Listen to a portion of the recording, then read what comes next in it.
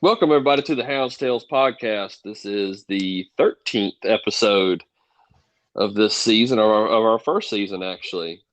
And I am James Hudson, joined as always with Dylan Watson and Daniel Evans. So thank you all for joining us again. Last week, we had a heck of a blow up between the Facebook page and the podcast itself. We've gone into the 2,000 bracket on views, and I think we're up to 2,400 views now. We had 200 views and within 2 days, I believe, on last week's episode, and almost another extra 100 members in a week's time. So I appreciate everybody out there listening. Thank y'all for continue to follow us and support us. It's just it really is an honor to be able to do this and have everybody enjoy listening to it. So y'all feel free to give us some feedback and also share, pass the word around. We're working with Roxy, is a company out of Virginia, if I'm not mistaken. Roxy Bowie, or Bowie, excuse me. I'm hoping I'm saying your name right. It's Bowie. I had to look it up. I talked to her and she corrected me last week. She placed a dog and she said like Maryland, and I had to look it up, and it's Bowie, Maryland. So Roxy Bowie. If I got it wrong, let me know again. I hope I got it right for you this time. So she is actually she's working up making a banner for us. Working on getting a couple things together. So hopefully we're going to have a banner, and every time we go to the hunts here pretty soon, we'll put it up on our around the truck or on our awning canopy kind of deal, and y'all know where we're at whenever we're out there. So we'll post it to Facebook once we get a official design from her, and can't wait to see it. I know she's working hard. She's got a lot of stuff going on. So our buddy Brad Keefe, he actually turned us on to onto her. He was one of the ones that kind of messaged us following the podcast, and that really meant a lot to us. That was pretty cool. Having somebody that we really didn't know before shoot us a message and just shot the bull. We've been shooting the bull with him for what now? 2 weeks? Ain't that right? 2 or 3 weeks? Yeah. Something like that. They were down. Sure. Ain't that right, Dan? Yeah, I'm pretty sure it's been about 2, 3 weeks now. Dylan over there on that long distance phone call, Mike. It's all messed up. Like it's bouncing from ear to ear. I don't know what's going on tonight. Oh me. Yeah, they were up at Kentucky. I can't remember the name off the hunt. I forgot to write it down, but they were up there this past weekend, and I believe they put on a heck of a show. I know Brian Akers was up there with them and won the hunt, won the all age hunt. So congratulations to him. And they had a few dogs, and the Derby plays real good. And I think one of them was what, top 10 speed and drive. Ain't that right? Ain't that what he said? Yeah. I believe so. Yeah. Yep. So they had a good weekend up there. He kept trying to get us to come up there and hang out with them, but we had too much other stuff going on. We were able to get a little pleasure running in again, and then we turned loose and drove down to Foxtail this weekend, and was able to judge a hunt down there. That was fun. I don't know about y'all too, but I had a freaking blast down there. I did Oh, too. yeah. That was definitely a good time. We got what combined 60 plus, I think 65, 66, 60, something like that crossings together. Yeah, Yeah. between us three. Yep. Yeah, man, that was, gosh, just being able to be right there on top of it. I love it. I love it. I swear we talk about it all the time, but I think I almost enjoy judging more than running a daggone dog in the hunt. But well, today's episode, we'll go ahead and get on into it and kind of bullcraft around with our past weekend. But this week we're going to talk about etiquette. And what I mean by that is etiquette out in the deer woods with your hunting clubs, and out in the pen world as well. There are some things that we see together as things that really could be improved on from what we see in the deer world. This is not a sport that's a guaranteed thing. Every year we're fighting it. We're going to. It's always something going to the courts and shoot to into the government to make a new law to prevent us from doing what we do. So there's a lot of things that I think we could improve on as a whole that would help keep this sport alive longer. We'll start in the deer woods, and that's really the biggest one. I think it always seems to be the one more attacked than the rest of them, from what I can tell. But first thing I got wrote down is respect the property. These, whether it be a personal, if you're a part of a hunting club and you have, like us, Reedy Creek, we have rented land, and then we have just verbal permission land, and we do our best to maintain it. It's a lot of things that are out of our control. People that don't even hunt.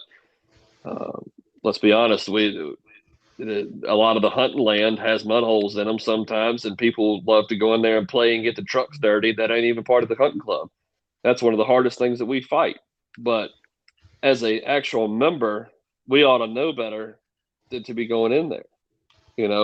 All of us are young. We're not old farts by any means, but we've been in places and played. Everybody has.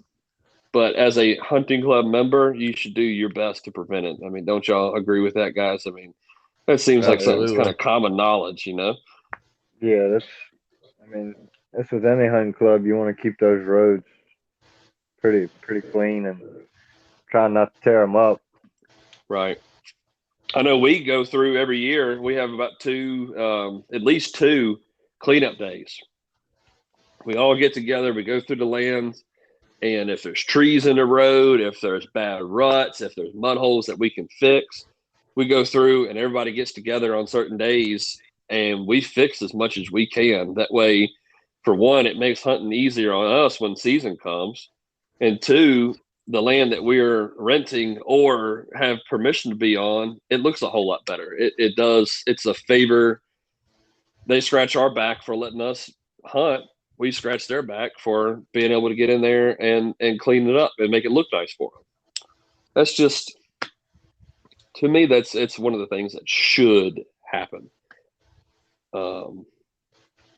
Another thing would be that I have wrote down was club rules.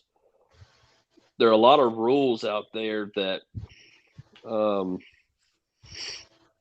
do I say, if you're kind of new to it or if you have a certain way of thinking, maybe they don't make a whole lot of sense. Maybe they're like, that rule's kind of pointless. But there's probably a reason that rule was written, and it should be followed. I know some clubs, even with membership.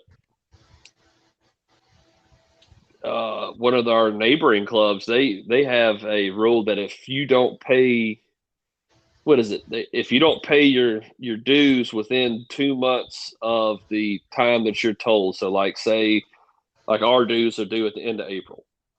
If it gets to the end of June and you haven't paid your dues, you're out of the club and you're out for, I think it's a year. You got to stay out for that whole season, and then you have to be voted back in as a new member. And that goes along with paying dues on time. That's a huge thing. Huge. These leases, like we have a lease that I've just wrote a check for them this week and paid it, and I got another 2 weeks, and that lease, if I'm not mistaken, that lease actually raises in price. Then a month later, it raises in price again, and then if you haven't paid it by then, you lose your lease. So if these clubs, if you're a member and you wait till the next hunting season, especially if a new club or a club that may not have funds built up, if you wait too long, you're going to lose your lease.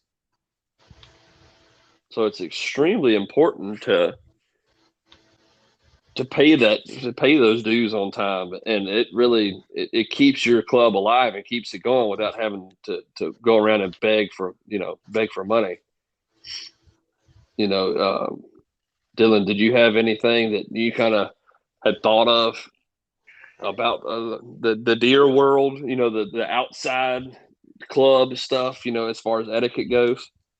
Well, I mean, it's pretty much what you said, keeping the roads clean and all that. But also, you got to look at your farmers too. I mean, a lot of the Mm-hmm. farmers allow you to hunt their farms, and then you drive down through the middle of their crop or something like that. Hey, that's obviously that's no bueno. You just don't through somebody's crop or say even their roads are a little rough and you need to get to the other side of a mud hole that's in their field. Normally, I mean, as long as a mud hole isn't bad, yeah, you can creep on through it. But if it looks kind of nasty and it's been raining, get out and walk. I mean, Yeah. it, you gotta respect other people's property that's allowing you to be there to do what you do. Right. You know, we got a guy that he lets us. You know, he's a member of the club. On dry days, all the way to the back of the cutover, all the way to the back. But on a wet days, if it's nasty and it's been raining, all he asks is to stay up towards the field. He said, "Don't go past the field. Driving is just to the field and walk the rest of the way." And that's something that we, as far as I know, most of the time we respect. I think every now and then we kind of have to slap somebody's hand, but for the most Yeah, part, you know, that's just, and that's a courtesy thing. I mean, yeah. that's 100% right. Um, you know, Daniel, I think, do y'all have a whole, where y'all's house is? Do y'all have a whole lot of dog hunting going on over there? I don't think it's as bad over there, is it? No, I don't think we have hardly much of any. I didn't think so. Kind of, you're right there close to the main highway, so it looks like it probably would stay away. But you know, the point I was trying to make is you got a lot of neighboring houses. Um, you're out there on the highway, you're trying to catch dogs up, trying to cut a deer off. You got to remember that you're still in front of somebody's house. You're out there on the main highway sometimes and trying to take your truck and rev the engine up to turn the deer and get out and holler at the deer and to get them to turn, keep them from going into no man's land. Um, it's a certain way to do things as far as being respectful towards that to the neighbors of your hunting land. If they don't like dog hunting, then keep that in mind. And I think that's the thing that as new members come in, and it's not easy. It's a lot of land to learn. You got to learn as a new member. You learn the land. You learn what property is good, what property is bad, and you learn what houses don't like dog hunting and what houses do. But you know the houses that aren't necessarily the most fond of it don't do anything crazy beside their houses that would jeopardize your club getting in you or your club getting in trouble. You know, um, there's a lot of times where a dog will end up at somebody's house. I got a dog that loves parking. That's what I call it. I call it parking. He will run for hours and hours and hours and hours and hours and hours.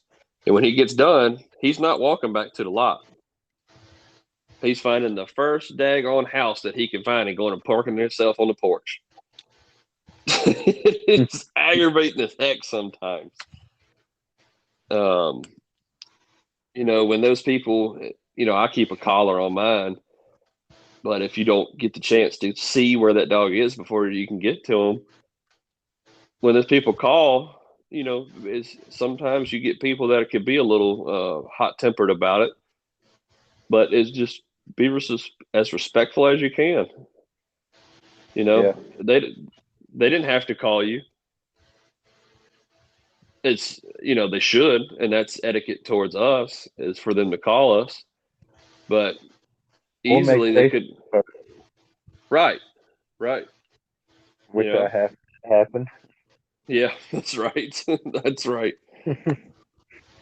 You know, but be when they do call or when you do see it on Facebook, go get it immediately. Get somebody to get it immediately, and be nice about it when you get there. Um, I mean, that's one of the things that I see that could really be improved on. A lot of people, like just let it go or whatever. You hear people saying that, there's some things that I would like to see people be a little better about, as far as going to picking up dogs. When you got them out, you got to be willing to go get them on the ready. I guess that's the point I'm trying to make. Be ready to get in to drop everything and go. That's part of being a hound owner, especially on the outside world.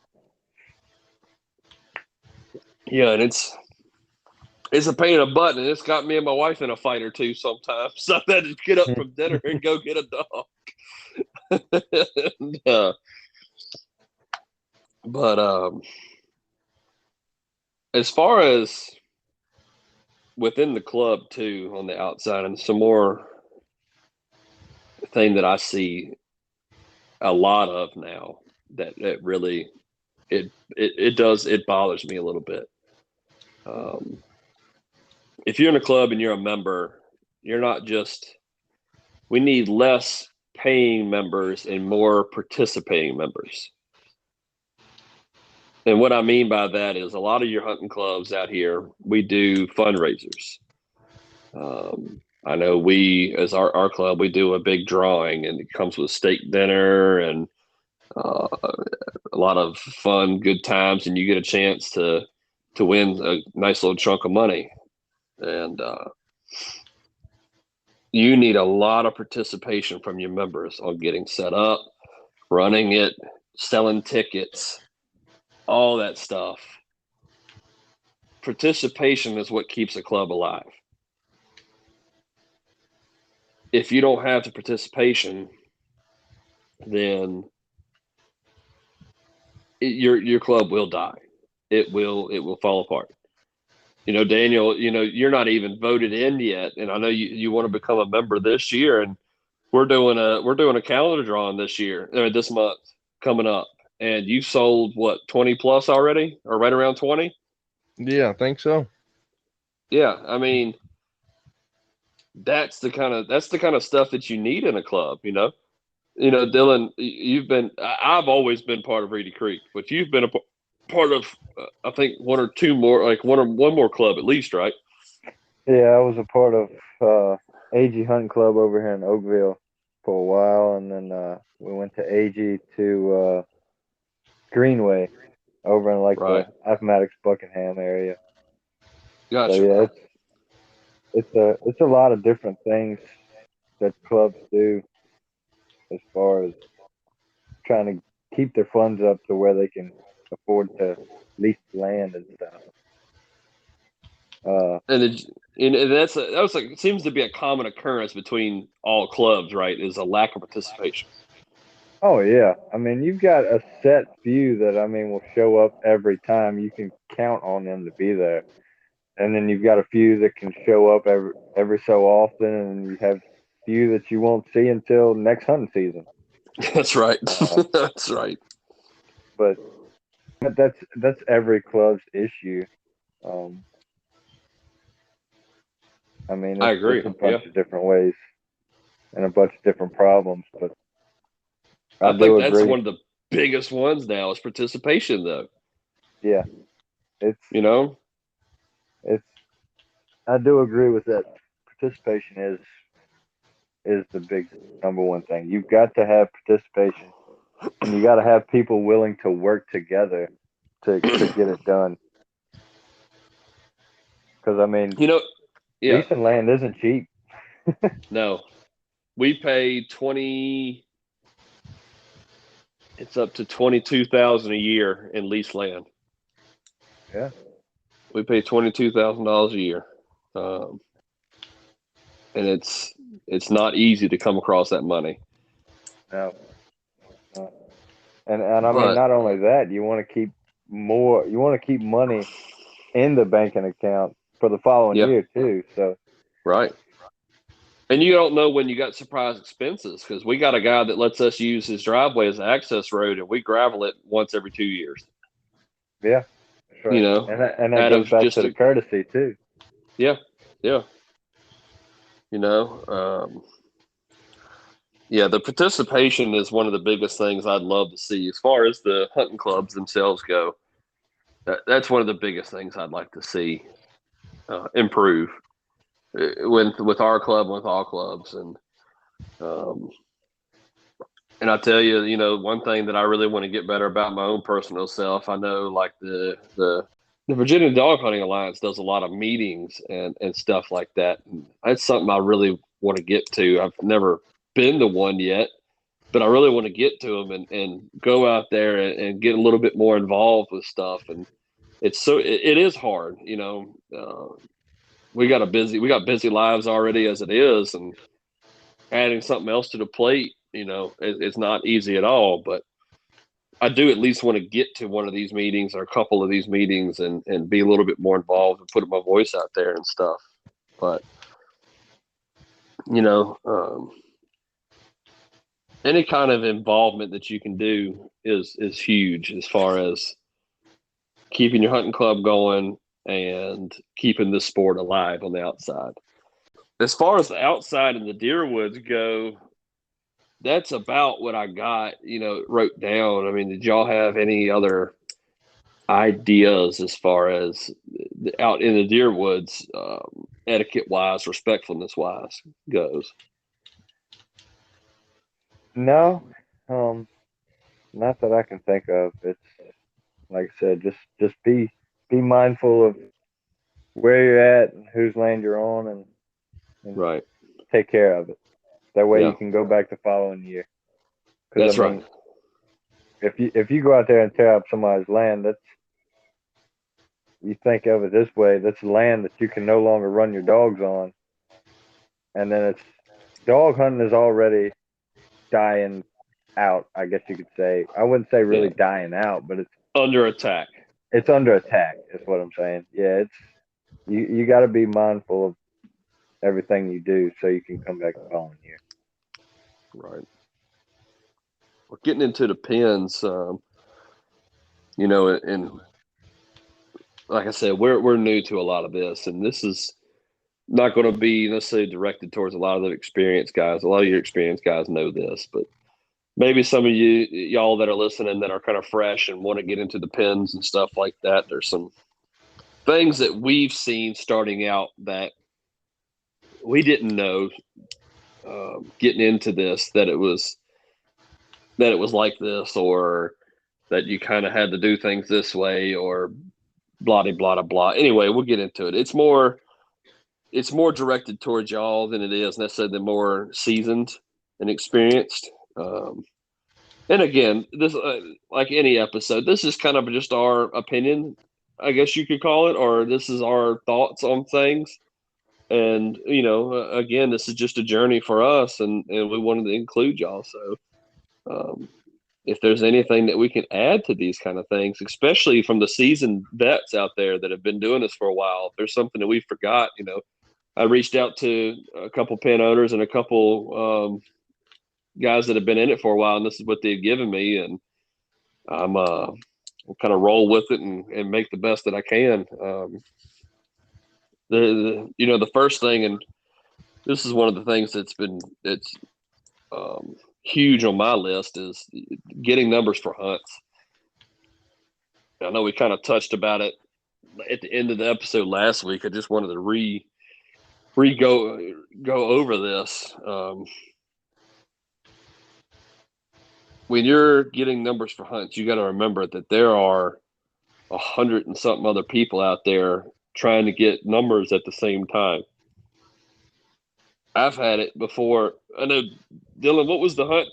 Yeah. Excuse me, that we all had to get separate numbers for, and we were. I mean, when you call, the numbers open at 6. You hit the call button at 6 o'clock. That was And Creedmoor. That was was it one day. Creedmoor? Yeah, That's the what it. one Yeah, day. that's right. Yeah, Yeah, you hit I'm the pretty sure I called like 30 times, but I yeah, finally got yeah, yeah. And that's it. And a lot of times that you hit the call button and it goes straight to voicemail.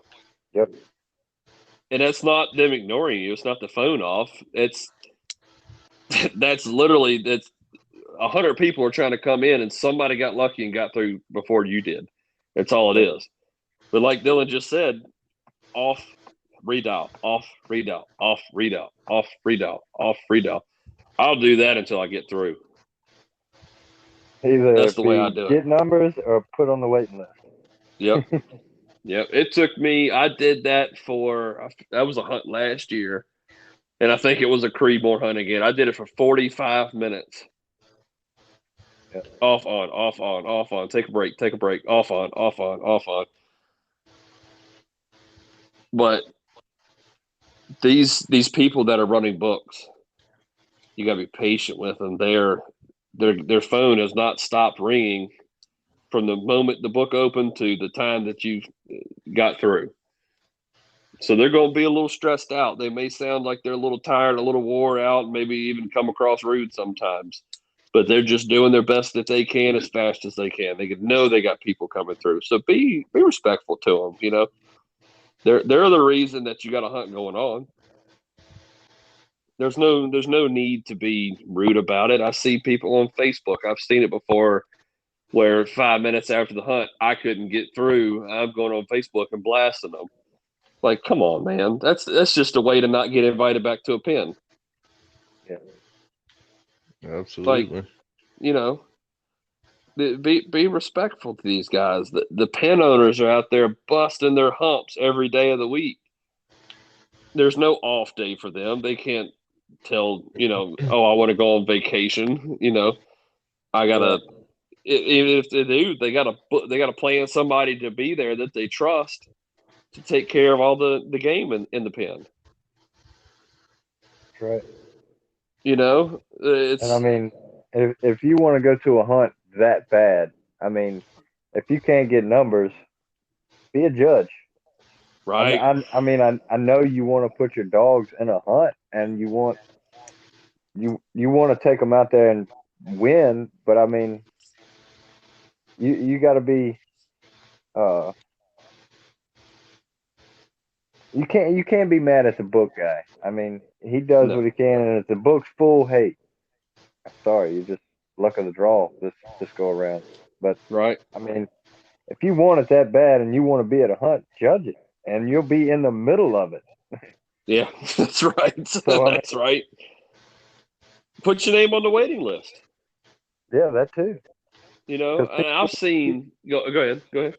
People will turn in numbers. Something will pop up. You've got anywhere from 300 to 500 hounds, depending on where you go.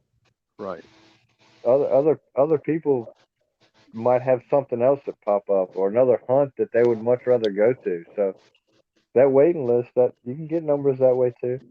Well, look at us. We just turned numbers into pools for this weekend. Yeah. There goes 4 numbers right there that somebody on the waiting list is about to get. And the book opened on that hunt a month ago. So somebody on that waiting list is get ready to get some numbers. That's right. And that's another thing,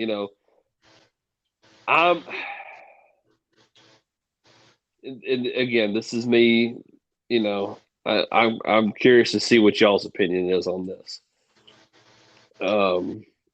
I hate going on Facebook, especially after you see the people that have posted the hunt.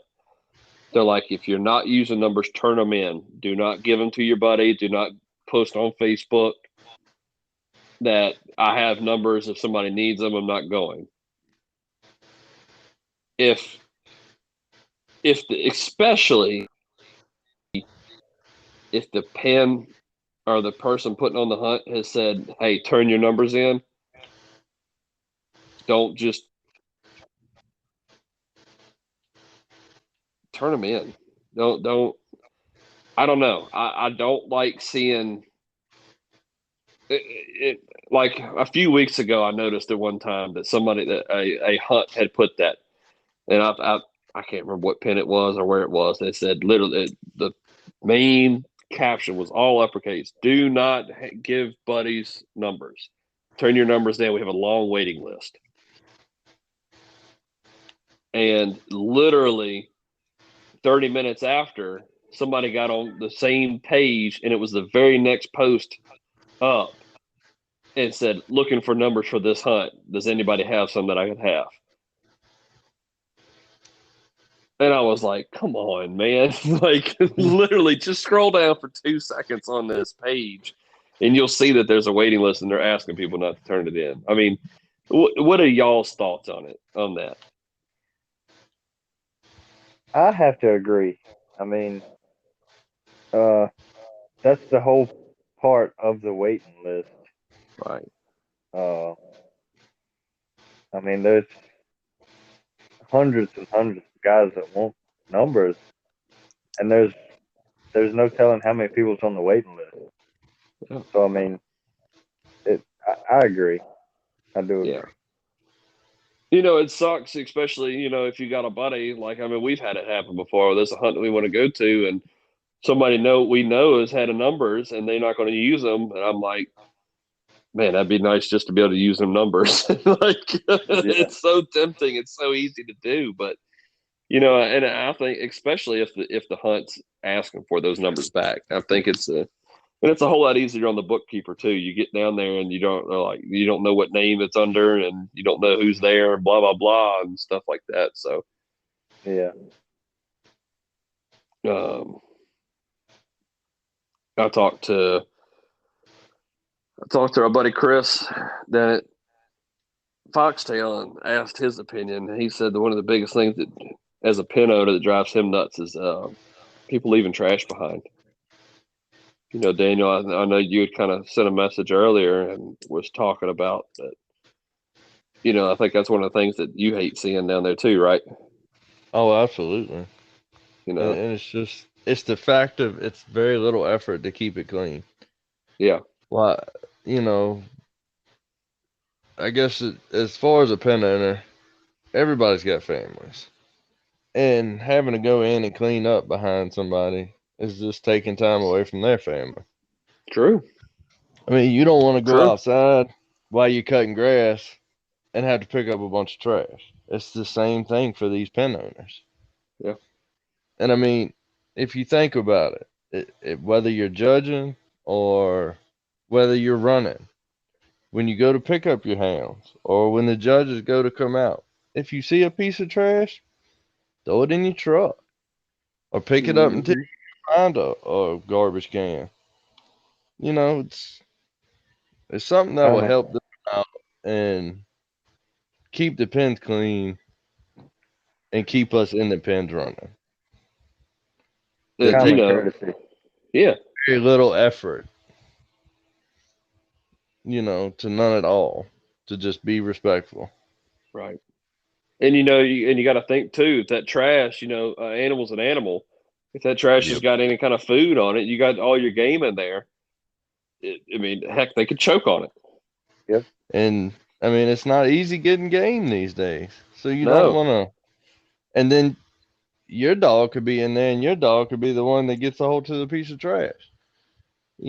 It's several ways to think about it and keep it clean. yeah, I agree. Uh, and Dana, I think there was one more thing you had sent earlier about or maybe we talked about it at the lots today. Talked about the fencing and stuff like that. Yeah, Wasn't it? Yeah, especially judges. When you're going to catch a hound, it's a little hectic, but you can still look. But just kind of glance around your surroundings. You might catch a spot in the fence that's just done happened, and they might not know about it. Just kind of keep an eye on your surroundings and anything to help them. They will greatly appreciate it.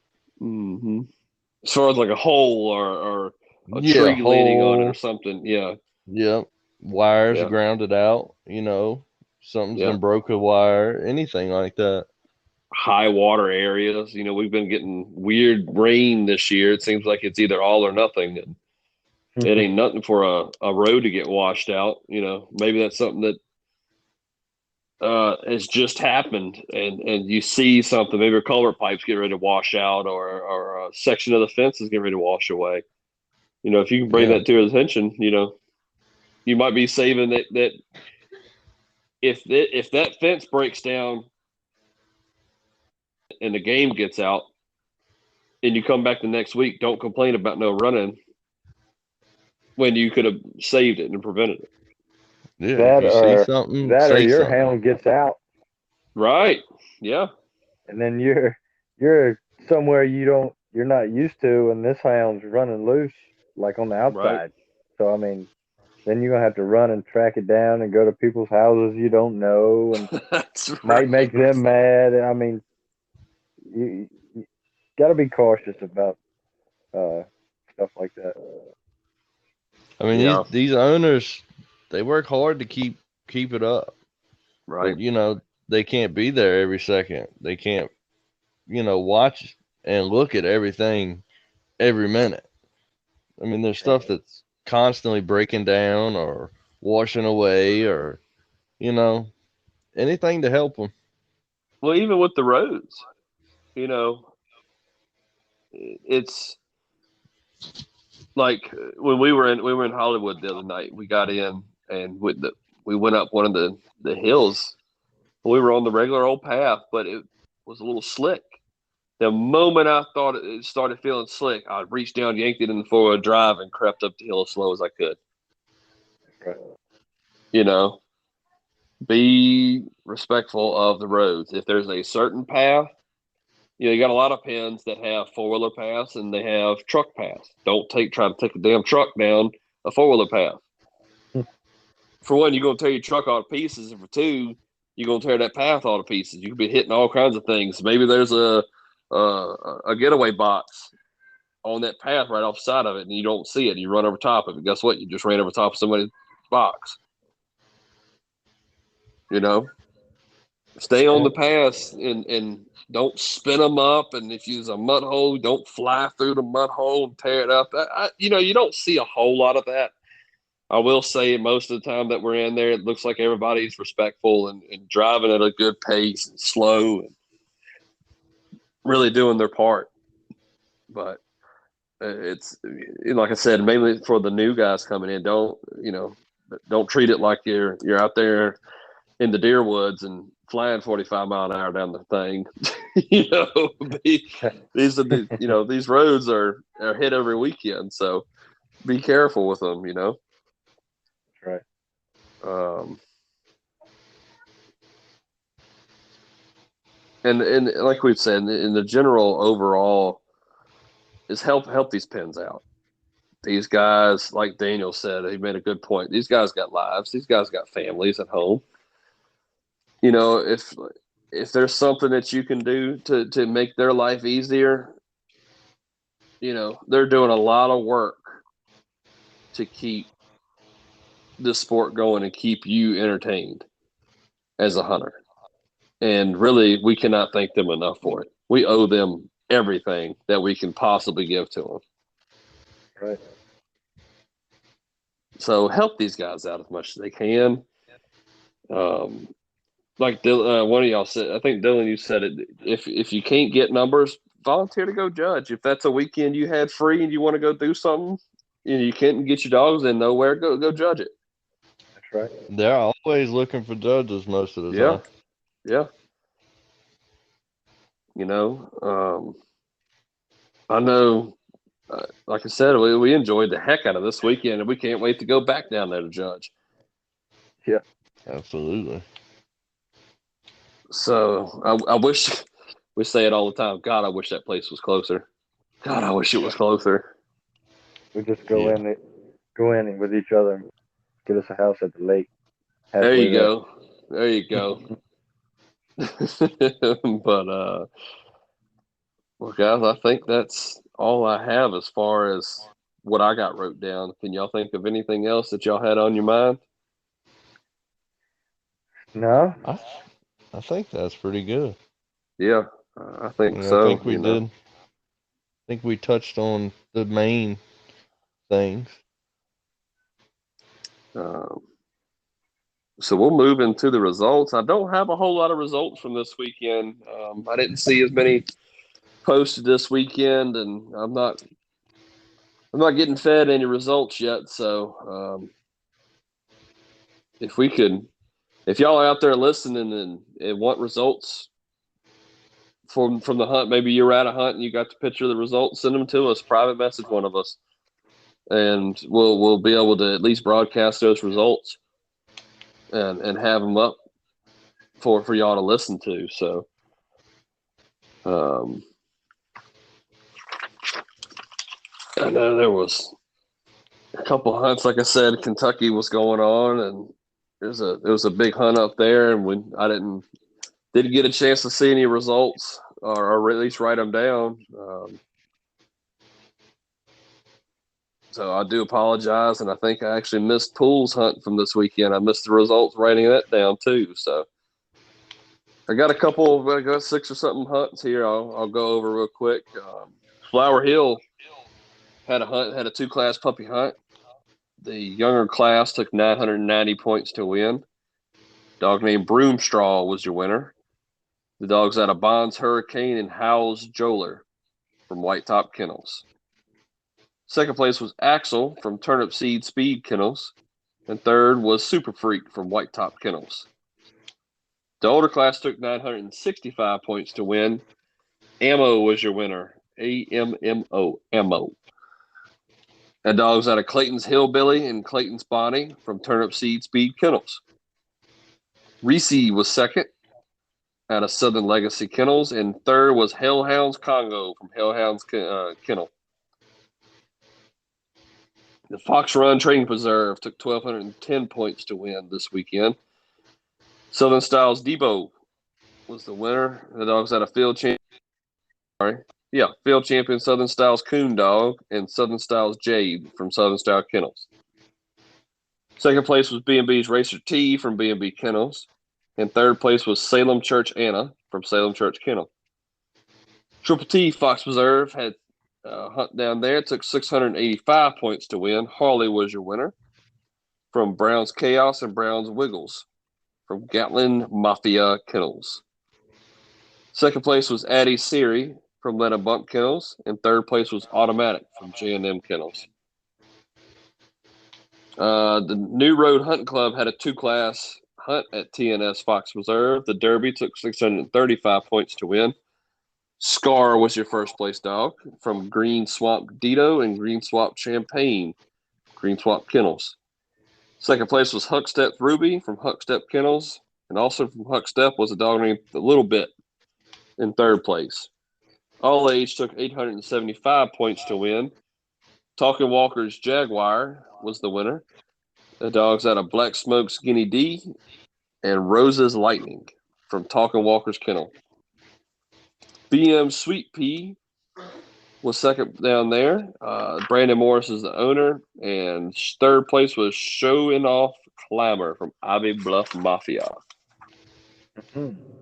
Baybush had the Amy Sparrow benefit hunt. Took 920 points to win. Belly Up Fudge was the winner. The dogs out of Champions Thompson Willie and Lions Haley from Belly Up Kennels. Second place was Braxton's Ballot from Hillside Kennels. And third was Shrek from Rollover Kennels. J&J had a puppy hunt. It took 1,170 points to win. First place was FC's Mellow Yellow out of FC's Hancock and FC's Trixie from Forest Creek Kennels. Second place was Pretty Girl out of R&D Kennels. And third was FC's Little Trixie from FC Kennels.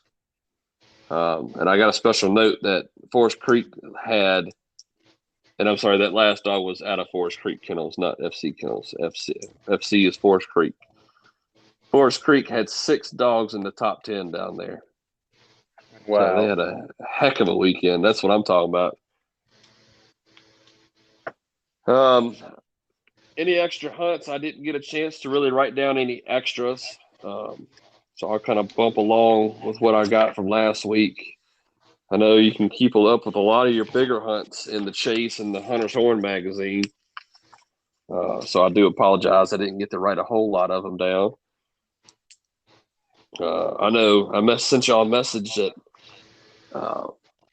the old Tram is having a hunt next month. It's having a 3-day. I know they have one going on this weekend, But Old Tram is having a hunt next month at 3-day that I'm kind of curious about. I've heard that place absolutely freaking screams the whole time. So I'm kind of trying to see how maybe we can play that hunt and see if maybe we're up to the challenge. What do you think?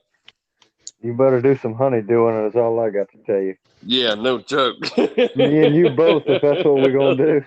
No joke. All three of us. You better complete that honeydew list. Yeah, and add a couple extras and with a dinner date and a set of flowers. That's right. All right.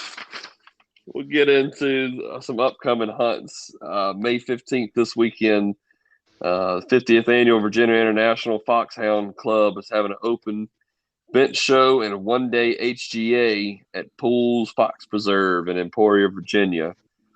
Next weekend is the Night of the Nottoway. It's a one-day speed and drive. I kind of still, man, I'm almost still wishing we would have got numbers for that one. But and then the following weekend is the Tidewater at Pools, May 29th through the 31st. The Tidewater Fox Hunters Association is having their annual 3-day. I know we've got a couple buddies going down to that, so that ought to be an interesting hunt. I think that's turn loose, half night, half day hunt. Let's see. The James River Fox Hunters Association is having their 3-day at Tar River Fox Preserve, May 28th through the 31st. And then the next hunt I see on Tar River's schedule is July 1st through the 4th, and that's the NC Open 3-day. The next hunt on Flower Hill's list that I see is June 12th. It's a 2-class puppy and young derby hunt. Then after that will be July 10th, and that's the same thing, 2-class puppy and young derby hunt. This weekend, Foxtail, if we can find gas to get down there, they're having a judged hunt. Then the following weekend, they are having I'm sorry, I made a mistake there. This weekend is a buddy hunt. That's right. This weekend's the buddy hunt. Next weekend is the judged hunt. The following weekend is another buddy hunt. And then that leads to June 5th, and that would be the hunt for a truck. I cannot wait to see that hunt go down. Let's see.